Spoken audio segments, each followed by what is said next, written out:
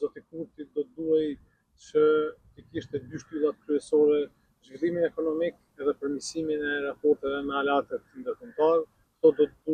do duhet të ishin themelet e qeverisjes së tij, sepse këto janë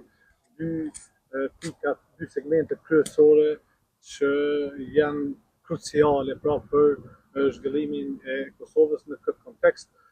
Problemet ekonomike, papunësia, emigrimi i madh, rënja e nivelit të mirëqenies janë probleme të jashtëzakonshme të cilat jo vetëm që janë aktuale, por sipas gjitha indikacioneve edhe do të thellohen edhe në të ardhmen, po ashtu tema e veriut është një temë historike edhe nëse mirret 100 vjet zoti Kurti me të prap do të ketë punë, pra nuk zgjidhet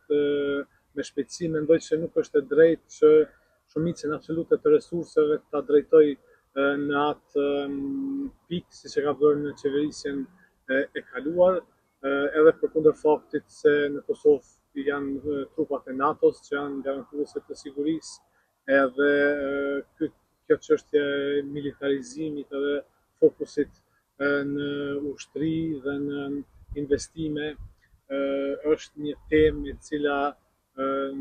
është në shpërputhje me realitetin edhe politik të Kosovës.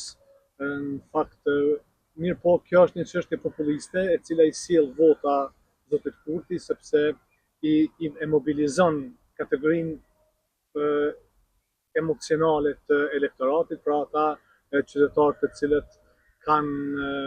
kërkesa të tilla, dhe zoti Kurti e ka pasur që për të përfituar shumë me këtë aspekt populist dhe si duket do të vazhdoj edhe në të ardhmen, sepse edhe votat fitohen shumë me lehtë, edhe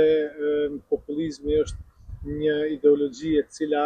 gjërat komplekse i shpjegon në mënyrë shumë të thjeshtë, i jep zgjidhje shumë të thjeshta, shumë të lehta për probleme komplekse, dhe njerëzit janë të prirur që t'i pëlqejnë këto zgjidhje, edhe pse nuk janë realiste, pra edhe pse siç u pa edhe dje, pra ishte obligative për zotin Kurti që ta votonte kandidatin e listës serbe, të cilën e ka quajtur parti kriminale